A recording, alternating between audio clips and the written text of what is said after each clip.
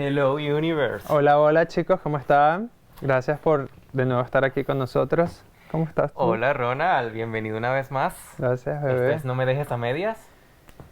Tu show, nuestro show El de show de confianza. todos. El show número 1 del universo. Hello Universe. Hello Universe. Ya falta poco. Bueno, hoy venimos con un programa cargado de muchas vivencias de las que nosotros los inmigrantes pues pasamos cuando decidimos irnos de nuestro país. Sí, aparte de vivencias, creo que son emociones. Es algo que también nos da lecciones cuando, como dijiste, decidimos salir de nuestro país, pero yo creo que aparte de salir de nuestro país, no necesariamente a veces hay que salir del país. Creo que algunas personas toman como este, este rol de cargar y aquí es donde realmente aprendemos a cómo desarrollar, a decir no o a saber hasta dónde poner límites, ¿no? Sí, porque irse no es fácil, primero que nada. Cuando uno emigra, como lo que pasó en nuestro caso, nosotros no emigramos porque quisimos, sino que salimos de nuestro país en busca de pues un mejor futuro para nosotros porque éramos jóvenes y sentíamos que en nuestro país las oportunidades estaban limitadas por muchísimos aspectos políticos, económicos, sociales, muchísimas cosas O estaban amores. pasando, o amores también. Yo salí de Venezuela en el 2014, la primera vez que me fui. Y regresaste. Sí, regresé. Me fui a México por amor. ¿Correcto? Y me regresé a Venezuela por amor también. Escuchamos pero no juzgamos, Exacto. tranquilo. Yo creo que la verdadera razón por la que me fui, por la que volví, era porque yo todavía era muy inmaduro en ese momento. Yo tenía creo que 20 años, todavía no tenía muy definido qué quería hacer con mi vida. Lo que sí sabía era que el país donde vivía en ese momento, Venezuela, no me lo estaba dando.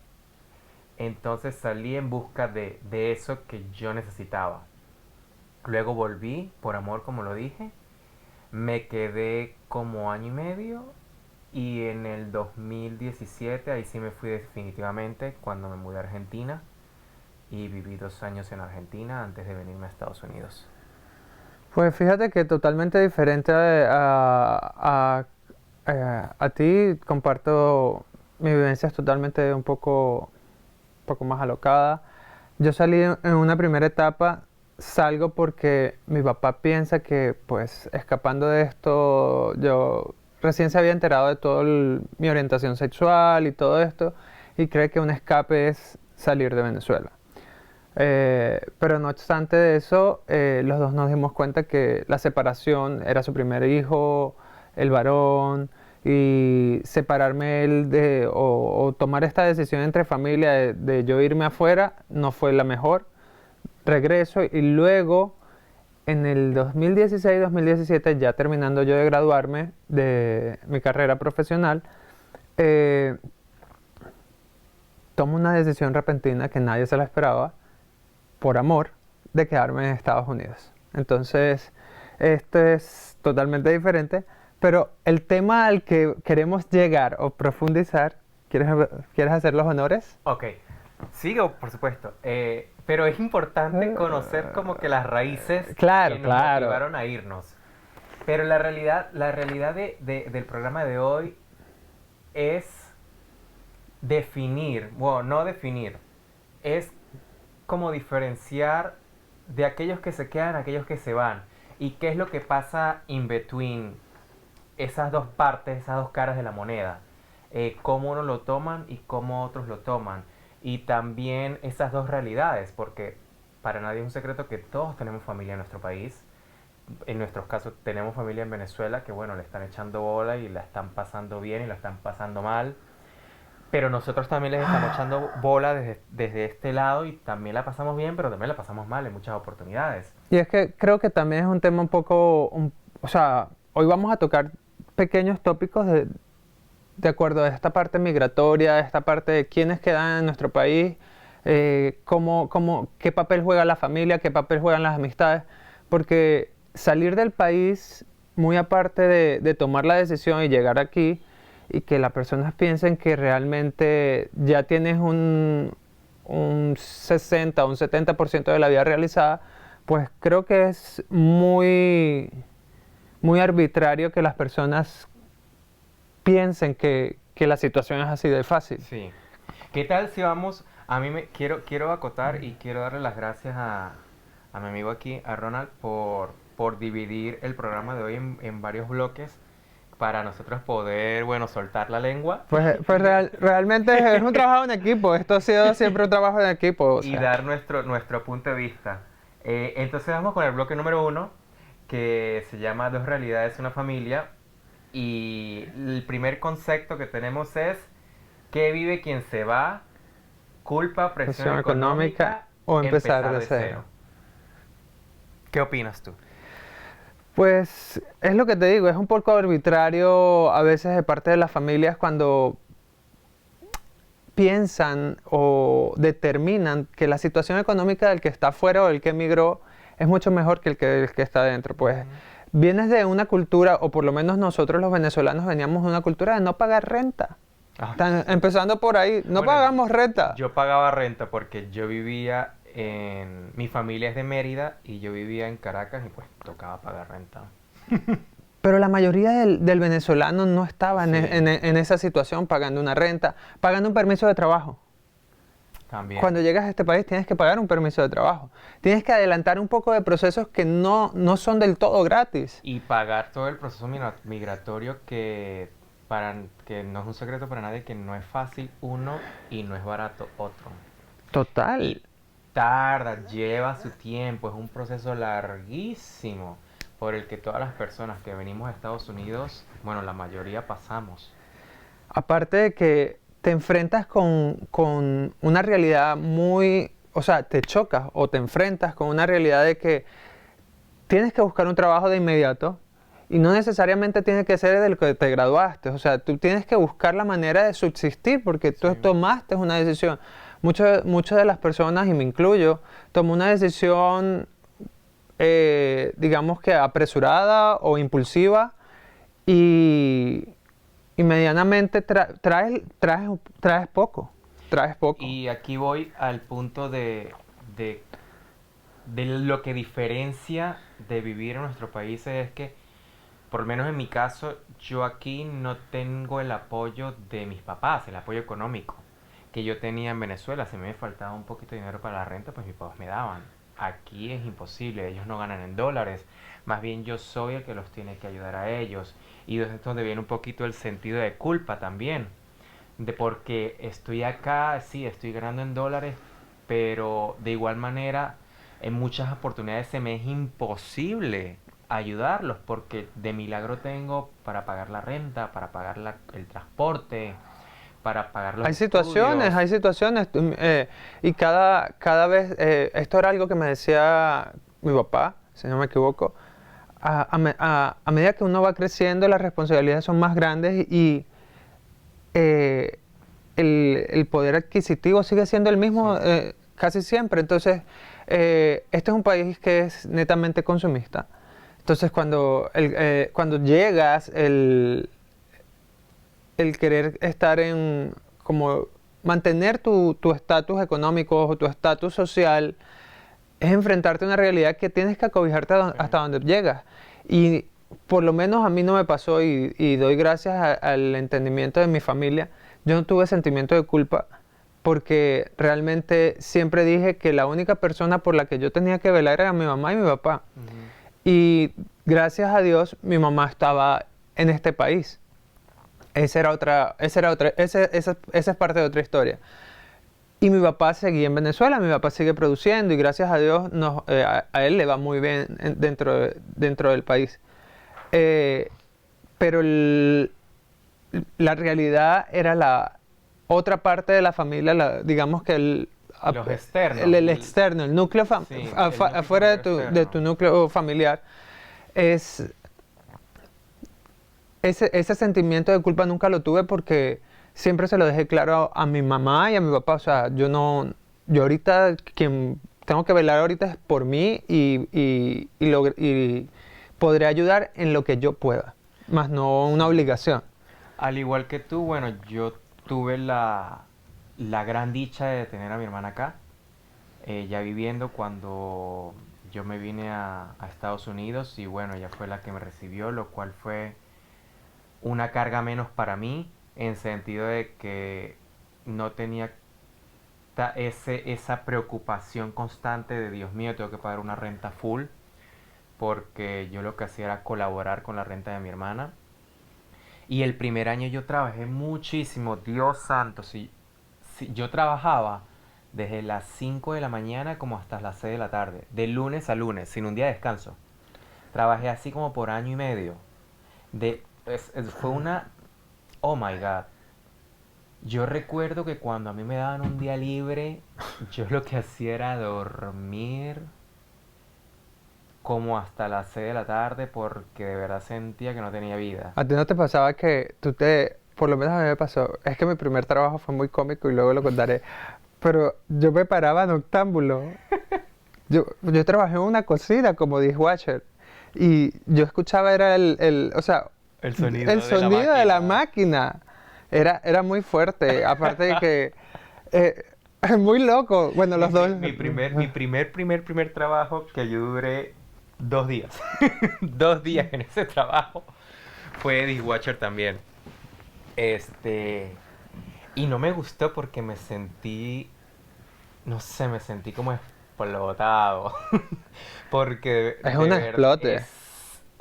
yo, de verdad, mis aplausos A las para la personas gente que trabaja en restaurantes.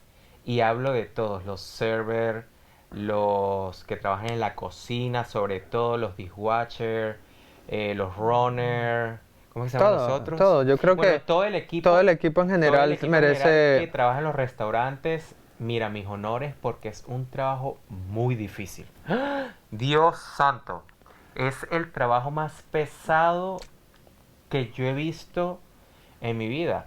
Y es muy buen remunerado para algunos y no tan bueno para otros. Y creo que esa fue la razón por la que yo al segundo día dije me voy. Porque el dishwasher no ganaba lo mismo que ganaba un server, por ejemplo. eh, Pues nos estamos desviando un poquito y yo te puedo hacer un podcast de hablar de todo esto porque trabajé en la industria casi 6 años, no tengo nada malo que decir, muy agradecido de todo lo que aprendí. Aprendes a sensibilizarte como ser humano y eso es una profesión. Aquí dentro de los Estados Unidos el rubro del hospitality es una profesión. Hay gente que se dedica de por vida a trabajar para servir a una mesa, a un comensal, a saber cuáles son los courses o los tiempos de los courses. O sea, y en la parte de la cocina ni te digo, eso es otro mundo.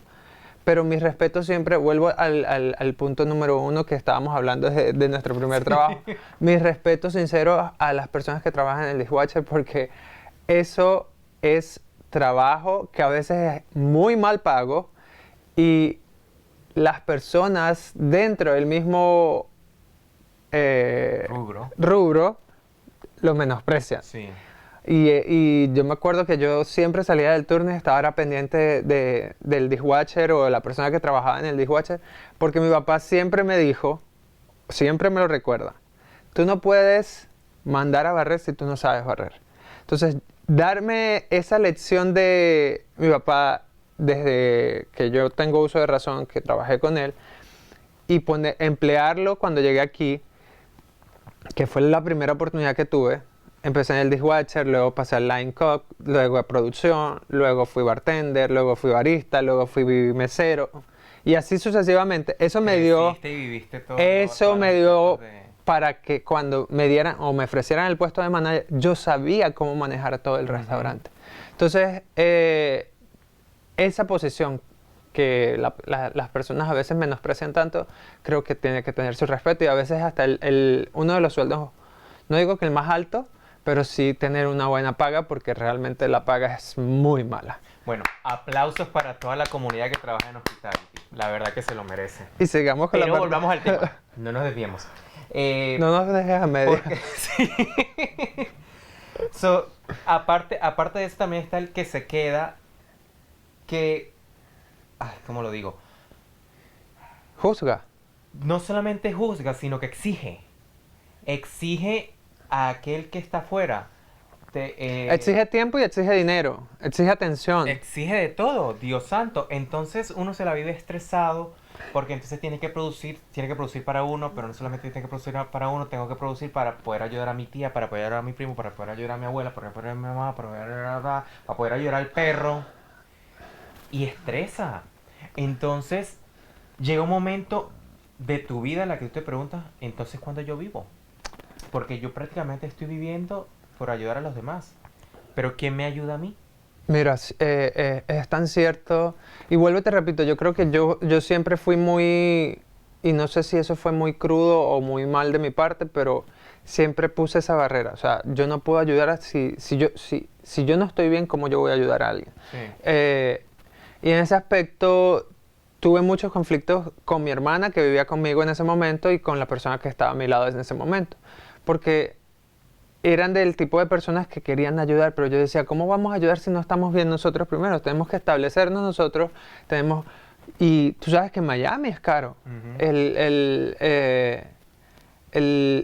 Y aparte la paga en Miami no es alta, es una de las más económicas, entonces, de las más bajas, perdón. Entonces, eso no era considerado, digamos que en mi caso, yo siempre puse esa barrera, en la parte económica, siempre puse la barrera.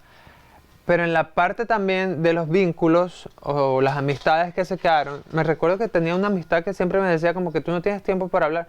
Le decía, pero es que no hay tiempo. O sea, yo entraba al trabajo a las 3 de la tarde, salía a las 11, 12 de la noche. Una hora de camino a la casa, dormir lo que podía, pararme, tratar de ir al gimnasio o cualquier cosa que te saque de la rutina para volver a entrar al trabajo. Entonces, ese tipo de demandas no era tanto lo económico, porque siempre puse esa parada, pero también el hacerte sentir culpable cuando no mandabas un hola, un cómo estás o respondías, también era muy fuerte. Sí, porque entonces dicen, ay, como ahora vives en el extranjero, te olvidaste de los pobres, te Ajá. olvidaste de los que están aquí. Pero lo que esas personas no entienden, y es algo de lo que a mí me da como que mucha rabia, es que tú no entiendes que como que tú hiciste tu vida allá, yo estoy tratando de hacer la vida mía acá. Yo estoy De tratando continuar, exacto. de crear mis propios vínculos. No es que te he olvidado, es que yo también tengo un mundo acá y tengo que pararle bolas a ese mundo. Porque si no le paro bolas a lo que estoy haciendo, no voy a crecer. Y de eso se trata, para eso me vine. Para crecer personalmente y profesionalmente y para poder estar donde yo sentía que quería o que debía estar. Entonces, a mí siempre, yo he sido una persona muy paciente y a mí me gusta ayudar. No digo que no me gusta ayudar, pero lo que no me gusta es cuando me lo exigen.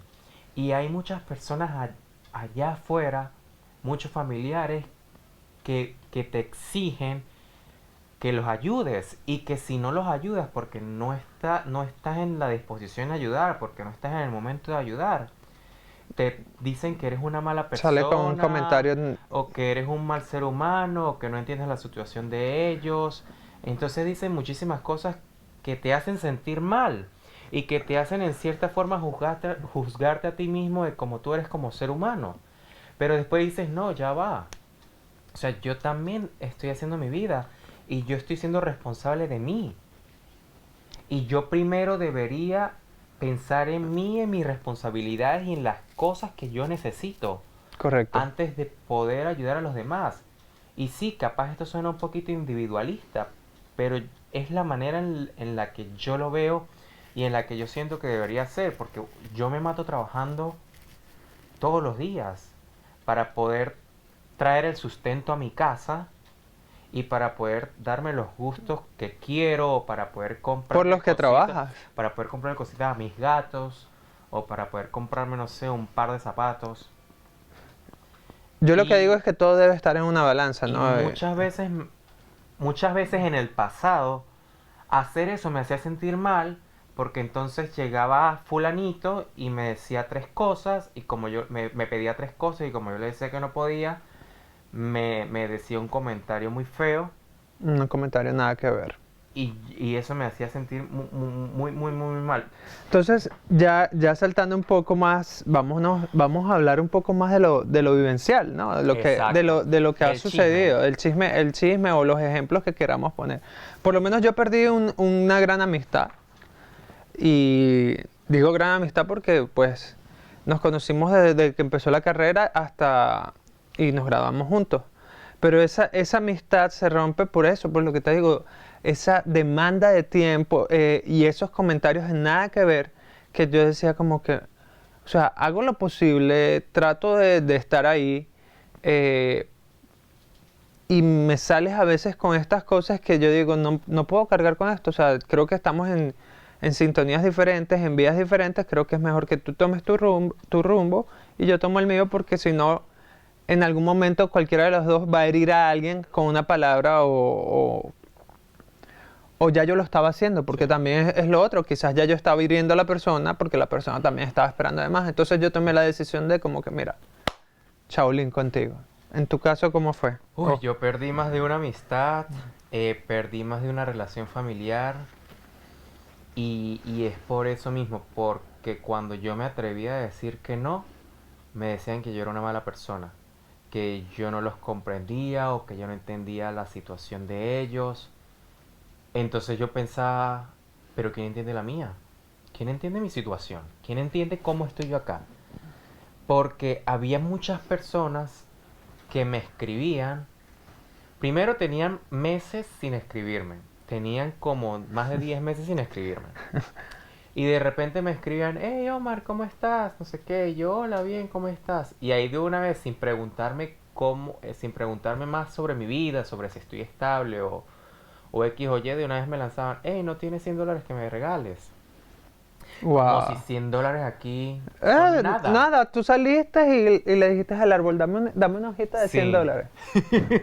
Entonces como yo decía, no, no puedo, o decía, mira, lo que te puedo dar es $10, $15, me decían, ah, entonces mejor no me des nada. Y yo así como que, pero ¿desde cuándo tú te haces dueño de mi dinero? Empezando por ahí. O desde cuándo Es una es obligación. una obligación mía darte a ti dinero. Y más cuando tú ni siquiera te interesas en saber quién soy Realmente ahora tu vida. en mi vida. Solo me escribes para pedirme. Entonces yo a esa gente realmente dejé de escribirles, dejé de seguirlas, hasta los borré de mi teléfono. Yo recuerdo que llegué un momento y le dije a mi mamá, por favor, no le des mi número a nadie, porque no quiero que nadie me esté escribiendo. Es- y me hicieron, por mucho tiempo, me hicieron sentir culpable de la vida que estaba teniendo. Y me hicieron sentir culpable de lo que me estaba comprando, de las veces que estaba disfrutando, de las veces que me iba de fiesta, de las veces que me iba al parque, de las veces que viajaba. ¿Actualmente lo sigues haciendo o sea, te sigues sintiendo culpable o No, ya? no, más nunca, ¿Qué porque te hizo cambiar esa manera? pues darme cuenta que esta fue la vida que yo decidí. Porque así decidí. ¿Cómo es que dice la Pepa otra vez? Porque es la vida que tú decidiste. Exacto, porque fue la vida que yo decidí. Yo fui el que me monté en un avión. Bueno, cuando salí de Venezuela, por la última vez no me monté en un avión, me monté en un bus y me fui a Brasil. Yo fui el que me monté en un bus y me fui del país. Ok. Y empecé a hacer mi vida afuera. Yo fue mi decisión. Y yo lo hice con mi dinero. Yo no le pedí dinero absolutamente a nadie. Yo mismo empecé a ahorrar plata y ahorrar plata y ahorrar plata y ahorrar plata. Y cuando vi que tenía una cantidad de dinero que yo dije, bueno, con esto puedo sobrevivir unos mesecitos, agarré y me fui. Y después cuando estaba en Argentina, empecé a reunir más dinero, más dinero, más dinero, porque dije, yo no sé si aquí voy a vivir toda mi vida. Y después, bueno, pasó lo que pasó con mi expareja y me vine a Estados Unidos con el dinero que ahorré en Argentina. No le pedí dinero a nadie. Entonces, ¿por qué yo me tengo que sentir culpable de disfrutar el dinero que yo me sudé con esta frente Y que te sigue sudando. y que me lo sigo sudando ¿Con Botox o sin Botox? con Botox y sin Botox, con las dos cosas a la vez. Y con las dos cosas in between. Este, y que me sudé, ¿por qué me voy a sentir culpable de disfrutarlo? Eh, No. es que eso es mucho de lo que deberíamos todos como inculcarnos, porque realmente ese sentimiento de culpa es ajeno, no te pertenece. Sí. No te pertenece, pero cuesta porque somos seres humanos, sentimos y no queremos hacer daño, o en su mayoría no quieren hacer daño. Entonces, tratar, y más cuando viene de un vínculo sanguíneo. Sí. Si viene de una línea familiar, ahí tú, bueno, tienes todas las de perder. O batallas y aclaras la situación, o pues vas a terapia. No, y Y por, y tratas. por eso yo empecé a decir que no. Empecé a decir que no muchas veces que me ¿Aprendiste a pedían. decir que no? Sí, ¿Cómo aprendiste? pues En la práctica. en la práctica, exactamente, con miedo. Primero empezaba con miedo. Yo decía, porque yo al principio decía, sí, yo te puedo colaborar y colaboraba. Y así te quedaba, así me quedaba sin sin dinero, dinero, sí. colaboraba. Que si la rifa porque vienen los... Pero después empecé a decir como que, oye, disculpa, ahorita no puedo. Y es que en realidad en ese momento no ¿No podía. podías? Yo te puedo dar más adelante, pero ahorita no te puedo colaborar. Y ya llegó un momento en que se volvió como muy habitual de esas personas en pedirme dinero porque como me veían viajando, me veían no sé qué, Sí. pensarán que yo soy millonario. Es que yo Entonces ya llegó un momento en que empecé a decir que no. Dije, uno no puede ayudar a todo el mundo, yo me tengo que ayudar a mí mismo y tengo que ayudar a mis padres. Esas son las únicas personas de las cuales yo me siento responsable. De mí y de mis papás. Bueno, y de mis gaticos. ahora. Ahora. Sí, yo creo que eso fue con el mismo éxodo de toda esta parte loca de Venezuela que salió corriendo, y no sé si también en otros países debe haber sucedido, ¿no? Este, el que se quedó dentro del país creó una pequeña cultura de costumbre del que estaba afuera tenía que mandar. Ujú. Y, y eso, a eso también, esa costumbre también viene arraigada del socialismo, de todo esto de política que acostumbró a que el dinero llegaba a casa, que el Y mercado llegaba a y que casa. en parte también es culpa de nosotros mismos los que estamos afuera, que los acostumbramos a que en cualquier momento de que ellos te pedían, nosotros le dábamos. Yo tenía casos familiares y casos de personas que estaban a mi lado, de que no era solamente llenar la boca del que estaba. Es decir, vamos a poner un ejemplo hipotético y que no viene el caso porque no me sucedió. No era solamente llenar la boca de mi mamá o de mi abuela. Era que si yo llenaba esa boca, mi abuela no estaba pidiendo simplemente para ella estaba pidiendo para los 8 hijos de ella. Ujú. O mi mamá no estaba pidiendo solamente para mi mamá también pedía para sus hermanos. Eso. O sea, estoy poniendo ejemplos de que pasaron de otras personas y yo decía, ¿cómo puedes? O sea, si tú no sabes lo que esa persona o lo que nosotros estamos sufriendo para poder darte, aunque sea esos 10, $20. Es loco, ¿no? Es loco. Sí. Cerramos. Y con esto vamos a nuestro tercer tema, que son las tensiones que se generan entre las familias. Porque sí se generan tensiones, porque entonces empiezan a hablar entre ellos y uno empieza a quedar como el malo del cuento. ¿Te sucedió? Uy, millones de veces mis papás me han llamado a decirme que fulanito dijo esto y aquello mío, que yo soy pretencioso, que yo soy esto, que yo ya no soy cercano a la familia. Y no es porque yo no quiera. Tu familia es Al muy, principio. muy, muy unida, muy cerrada. Mi familia para mí, te voy a ser sincero, y yo siempre lo he pensado así, mi familia para mí es mi mamá, mi papá y mis hermanas y mis sobrinos. Ok. Esa es mi familia para mí. El resto es la familia de mi familia. O sea, porque mis tías, Me- primos y eso son la familia de mi mamá y mi papá. Ok. Sí, te entiendo. No, yo comprendo y parto de la misma Este, idea. y, y el tema es que por ese mismo vínculo sanguíneo que tenemos, los demás sienten que uno debe estar obligado a apoyarlos económicamente. Y no es así. no es así. Yo apoyo si yo quiero. Es algo que tiene que venirme del corazón, que no tiene que Y venir que de una tiene, obligación. y creo que tiene que venir las situaciones, depende del contexto o la situación que esté pasando realmente en la familia. Mira, yo me acuerdo que la única vez que he ayudado o he colaborado con mi familia es porque ya mi abuela estaba en sus últimos Ujú. días y se lo dije a mi mamá, o sea, a la única persona que yo voy a estar o colaborando o aportando para algo va a ser a mi abuela. ¿Por qué? Porque pues sé que es mi abuela y es el dolor más grande de mi Sí. mamá. Entonces era como que estaba en mi necesidad hacerlo y estaba en mí aportarlo. De resto, yo no iba a aportar para más nada porque era, a veces es hasta, a veces la gente hace hasta sinvergüenzuras de que, y esto sí me pasó, no pondré el contexto porque después puede ser que me manden el video.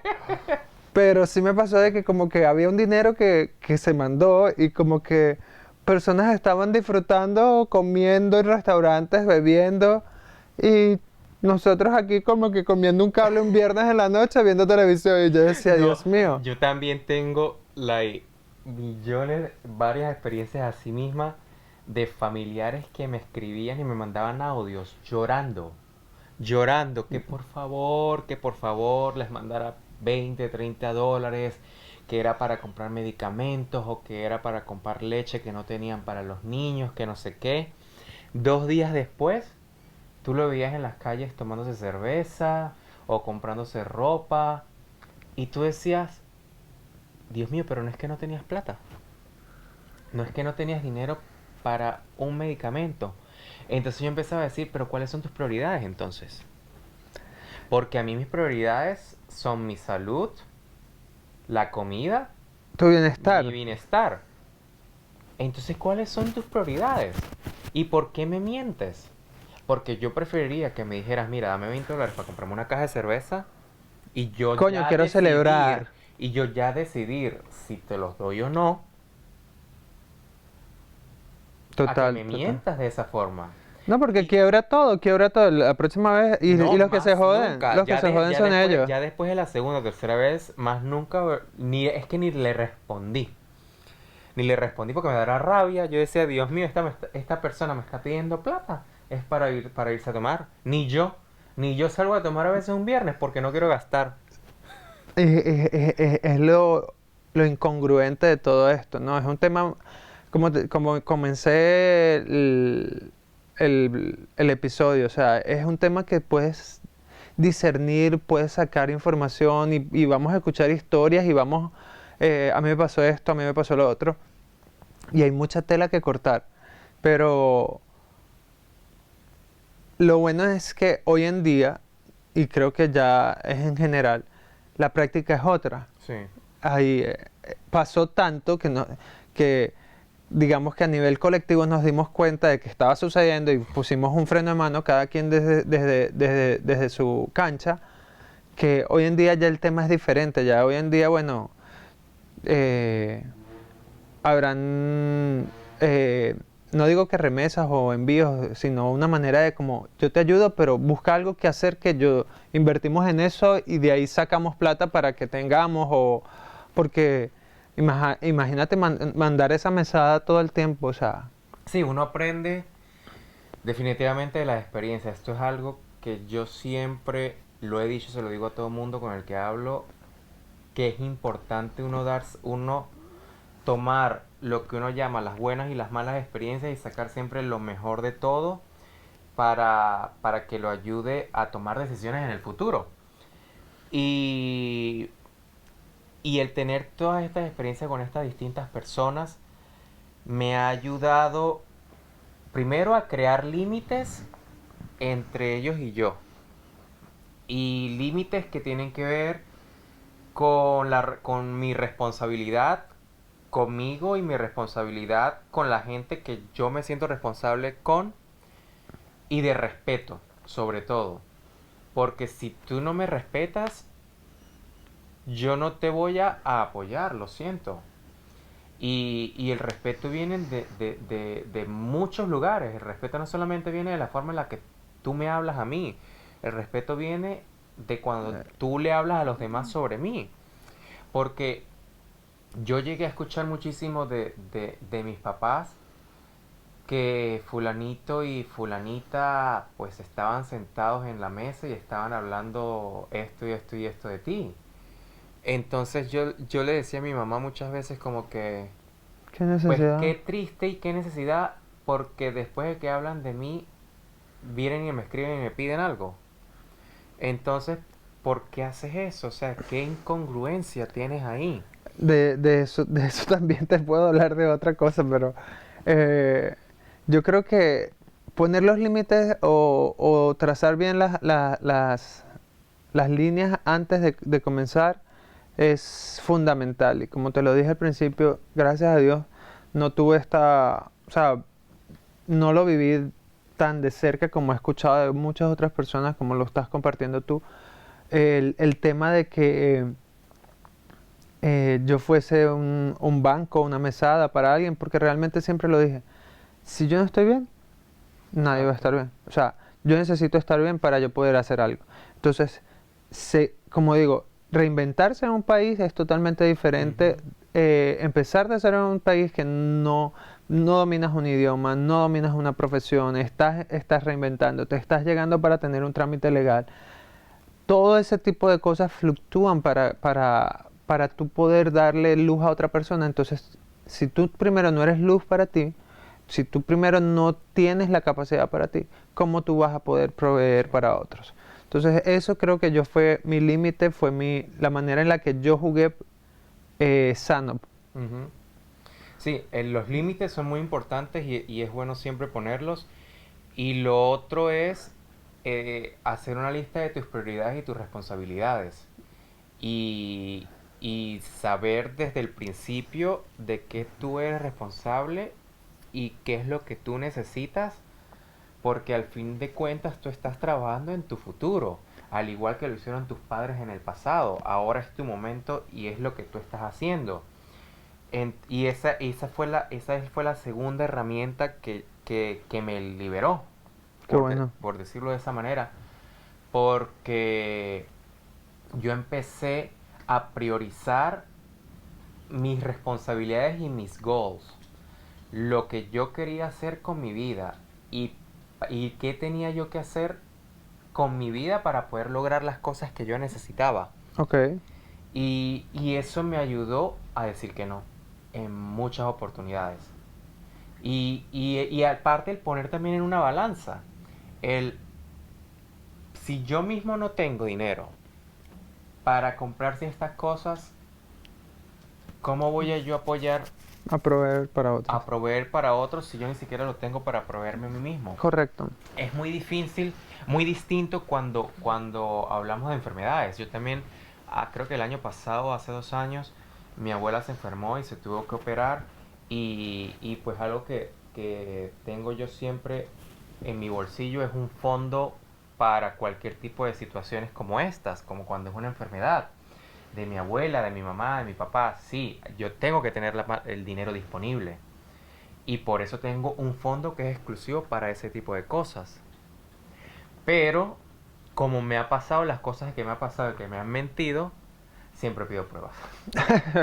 Wow. Siempre tengo que pedir pruebas. Dime si es verdad, mándame facturas, dime si es verdad y yo te puedo colaborar. Porque lamentablemente y por las situaciones que me han pasado me he dado cuenta que la gente es abusiva y que la gente se aprovecha de ti. Y que si ellos no miran el vínculo de sangre para aprovecharte de ti, porque tú tienes que estar pendiente del vínculo de sangre para ayudar a otros. Sí, yo parto de nuevo con lo que te estaba comentando, de que ya al poner los límites sanos y tú mismo, ser claro contigo mismo de que, porque tampoco es vida para ti estar pidiendo pruebas o esa desconfianza, al final del día no va a ser sano. Sí. Obviamente te la crearon, pero cuando ya tú haces o internalizas, estás bien contigo mismo y haces todo un trabajo espiritual y un desarrollo personal y todo esto en la que nos movemos, llegar a este punto ya tú dices como que mira, yo no estoy para perder este tipo de tiempo, yo confío, yo me entrego, y sabes en quién confiar. Tú tienes que tener tus personas en las que confías y en las que das esa seguridad de avanzar. Eh,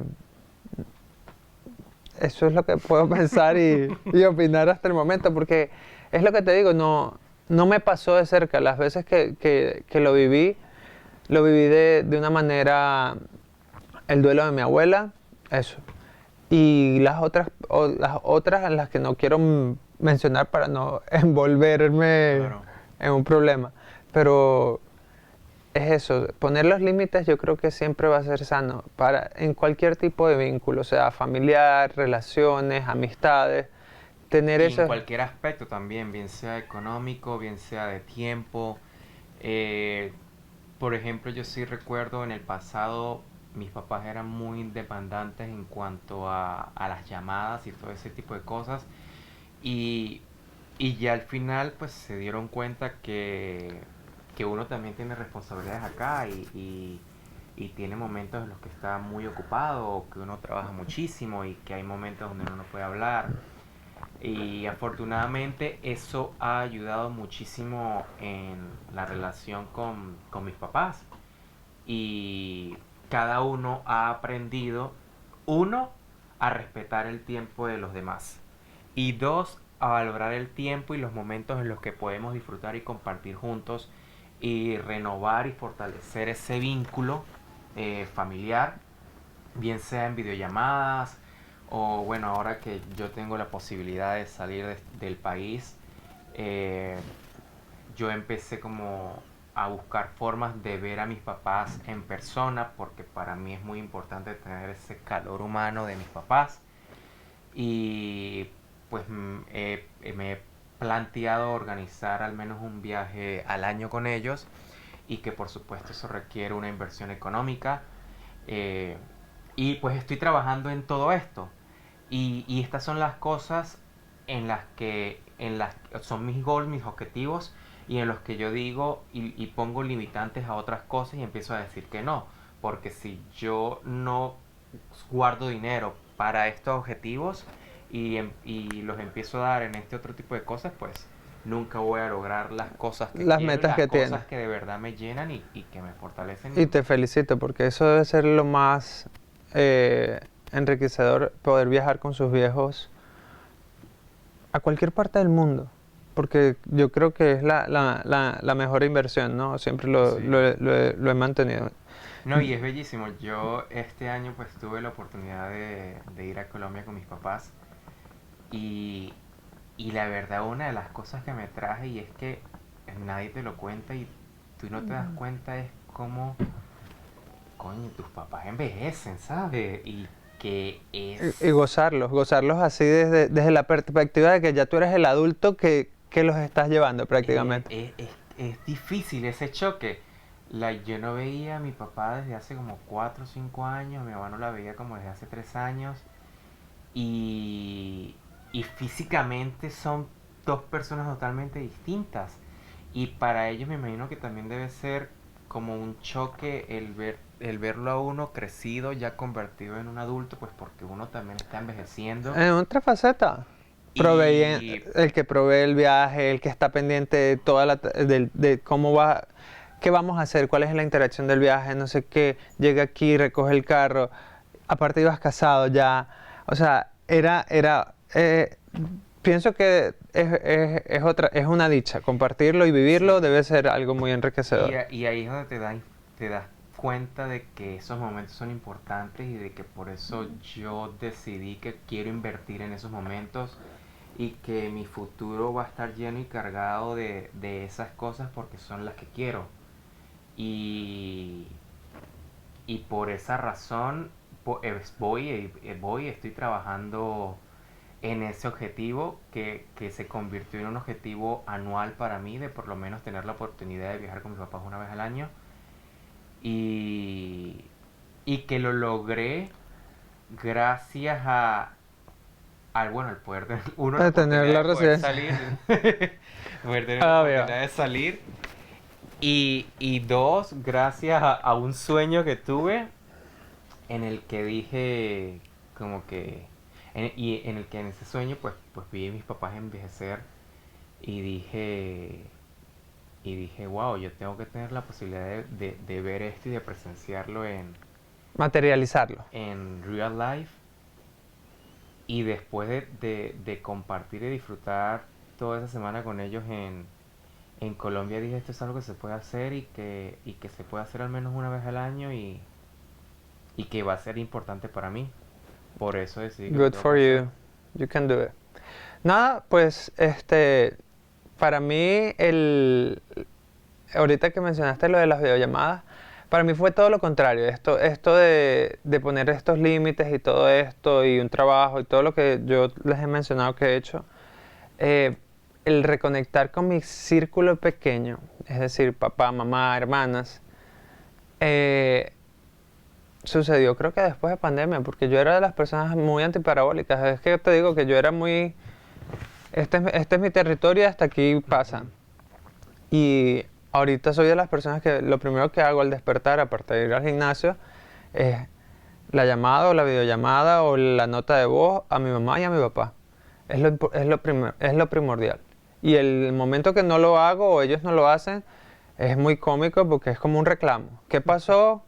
¿Y qué? ¿Estás muy ocupado? ¿O tienes hinchados los dedos que no me escribes? O X, pero se hace como un reclamo chistoso de manera de que, sabes, estamos pendientes. Mm, Porque aparte soy el único que estoy por aquí arriba, las otras están allá abajo juntas, mi papá está por el otro lado. Entonces creo que es una manera de tener una buena conexión y mantenerte al tanto de ese acercamiento familiar. sí, bueno, nosotros mi familia tiene un grupo en WhatsApp, y pues por ahí hablamos todos los días, y siempre andamos mandando fotos de cualquier cosita de los sobrinos. Yo siempre, bueno, he hecho chistes que decir que los gatos son mis hijos y le digo a mi mamá y mi papá, mire sus nietos. Ay, no, no. Porque Eh, bueno, ya que no tengo nietos humanos, sí, hijos. hijos humanos, los gatos pues se Porque convirtieron en... si no tienes nietos humanos es No. porque no tienes hijos. Sí. Primero vamos con los hijos, ¿ok? Exacto. Nada, Y ¿con qué te gustaría cerrar? bueno, nada, yo quisiera decir que a las personas que se quedaron, que también comprendan a las personas que salieron, y que acepten de buena manera cuando les dicen que no, porque pues muchas veces uno aquí también se las ve negras. Acá no es fácil, y el dinero no crece de los árboles, y la situación laboral tampoco es tan fácil como uno piensa, como uno mira en las películas, y que uno aquí también tiene gastos. Uno tiene que pagar renta, uno tiene que pagar comida, uno tiene que pagar taxes, uno tiene que pagar aquí, uno tiene que pagar allá. Entonces yo lo que pido es más comprensión, y que uno, cuando uno tenga la posibilidad y le nazca del corazón Me nace de del corazón. aportar y de ayudar, acepten esa ayuda, lo poquito que sea, $10, veinte ¿Por dólares, lo poquito o poquito, no por hablemos de dinero, lo poquito que sea, simplemente aceptenla del corazón, o la atención? porque lo estamos haciendo con el corazón, y estamos sacando de nuestro bolsillo o estamos sacando de otros gastos que teníamos para poder apoyarlos y ayudarlos en esas cosas que ustedes también necesitan, porque entendemos la situación. Entendemos la situación del país en el que están. Nosotros no somos ciegos de las cosas que están pasando o de los precios, pero también entienden las nuestras. Porque así como allá pasan cosas, aquí pasan cosas también. Y uno como migrante también tiene muchas responsabilidades. Sí. Tiene muchas cosas a las que aportar legalmente, mensualmente, y en las que apoyarse. Y nosotros también estamos construyendo aquí una vida, y estamos construyendo Proyectos, un proyecto de vida, sueños. exacto. Y, y además nosotros somos jóvenes y también queremos disfrutar de la misma manera en los que ustedes lo hicieron en los años de oro de nuestro país. Entonces, no nos hagan sentir culpables de no poder ayudarlos en los momentos en los que ustedes necesiten, porque también nosotros tenemos nuestros propios gastos Situaciones. y nuestras propias situaciones. Y para los que estamos afuera, pongamos límites, porque pues también tenemos una vida y tenemos que colaborar a nuestros objetivos y a nuestros sueños.